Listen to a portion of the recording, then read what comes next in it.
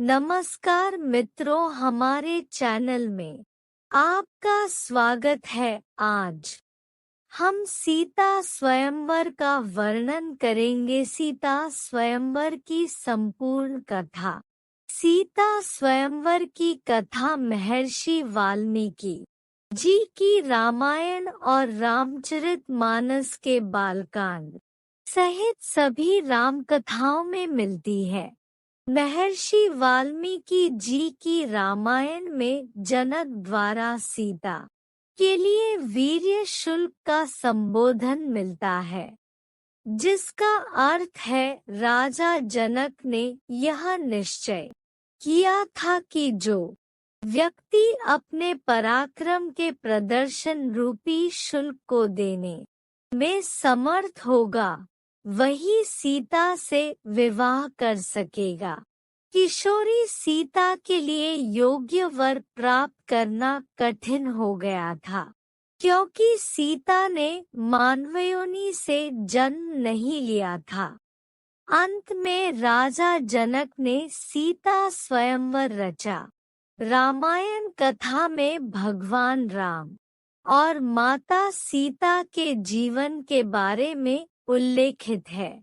यह दोनों ही साधारण मनुष्य के रूप में जन्मे थे, लेकिन इनका व्यक्तित्व असाधारण था। यहाँ हम आपसे सीता के स्वयंवर की कथा कहने जा रहे हैं।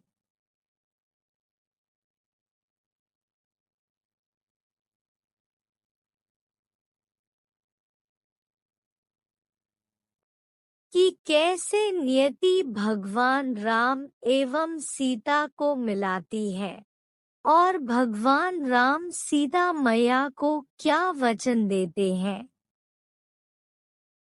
सीता स्वयंवर। सीता मैया राजा जनक की पुत्री थी। वास्तव में वह धरती मैया से जन्मी थी, इसलिए इनका एक नाम भूमिजा भी है। सीता मैया का जीवन साधारण नहीं था। वे बचपन से ही कई असाधारण काम करती रहती थी, जिनमें से एक था शिव के धनुष से खेलना, जिसे कई महान महारथी हिला भी नहीं सकते थे। यह शिव धनुष पृथ्वी के संरक्षण के लिए विश्वकर्मा ने बनाया था, जिसे भगवान शिव ने भगवान परशुराम को दिया। परशुराम जी ने इस धनुष से कई बार पृथ्वी की रक्षा की और बाद में इसे राजा जनक के पूर्वज देवराज के संरक्षण में रख दिया। यह दिव्य धनुष इतना ज्यादा भारी था कि इसे बड़े बड़े शक्तिशाली राजा हिला भी नहीं सकते थे, लेकिन नन्ही सीता इसे आसानी से उठा लिया करती थी। यह दृश्य देख राजा जनक को एहसास हुआ कि सीता कोई साधारण कन्या नहीं है, यह कोई दिव्य आत्मा है। इसलिए उन्होंने बाल्यकाल में ही निश्चय कर लिया कि वे सीता का विवाह किसी साधारण मनुष्य से नहीं करेंगे, लेकिन वे सीता जैसे दिव्य पुरुष को कैसे खोजे, यह सवाल उन्हें अक्सर सताता था।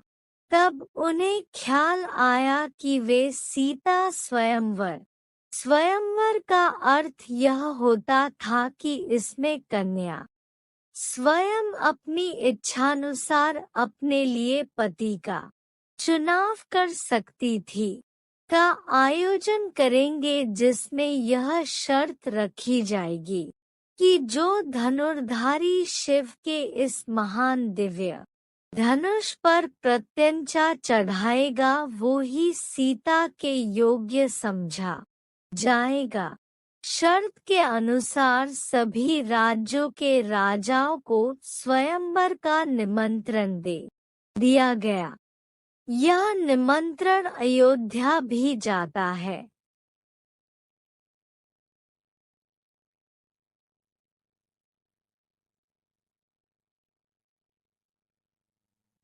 लेकिन अयोध्या के राजकुमार राम गुरु वशिष्ठ के साथ वन में रहते हैं और वहीं से एक सभा दर्शक के तौर पर स्वयंवर का हिस्सा बनते हैं। प्रतियोगिता शुरू होती है। कई बड़े बड़े राजा उठकर आते हैं, लेकिन शिव के उस दिव्य धनुष को हिला भी नहीं पाते। यहाँ तक कि इस स्वयंवर में रावण भी हिस्सा लेते हैं और धनुष को हिला भी नहीं पाते। यह देख राजा जनक को अत्यंत कष्ट होता है। धनुष सीता खेल खेल में उठा लेती थी। वे कहते हैं कि क्या इस सभा में मेरी पुत्री सीता के योग्य एक भी पुरुष नहीं है? क्या मेरी सीता कुंवारी ही रह जाएगी? क्योंकि इस सभा में एक भी व्यक्ति उसके लायक नहीं, जिस धनुष को वो खेल खेल में उठा लेती थी, उसे आज इस सभा में कोई हिला भी नहीं पाया। प्रत्यंचा तो बहुत दूर की बात है। जनक के द्वारा कहे शब्द लक्ष्मण को अपमान के बोल लगते हैं और लक्ष्मण को बहुत क्रोध आता है। वे अपने भैया राम को प्रतियोगिता में हिस्सा लेने का आग्रह करता है, लेकिन राम ना कह देते हैं कि हम सभी यहाँ केवल दर्शक मात्र हैं। राजा जनक के ऐसे करुण वचन सुनकर गुरु वशिष्ठ राम से स्वयंवर में हिस्सा लेने का आदेश देते हैं। गुरु की आज्ञा पाकर श्री राम अपने स्थान से उठकर दिव्य धनुष के पास जाते हैं। सभी की निगाहें राम पर ही टिकी जाती हैं। उनका गठीला शरीर, मस्तक का तेज सभी को आकर्षित करता है। श्री राम धनुष को प्रणाम करते हैं और एक झटके में ही उसे उठा लेते हैं और जैसे ही प्रत्यंचा चढ़ाने के लिए धनुष को मोड़ते हैं, वह टूटकर दो हिस्सों में गिर जाता है। इस प्रकार शर्त पूरी होती है और सभी तरफ से फूलों की वर्षा होने लगी। देवी देवता भी आकाश से राम पर फूलों की वर्षा करते हैं। सीता जी श्री राम के गले में वरमाला डालकर उनका वरण करती है और मिथिला में जश्न का आरंभ होता है।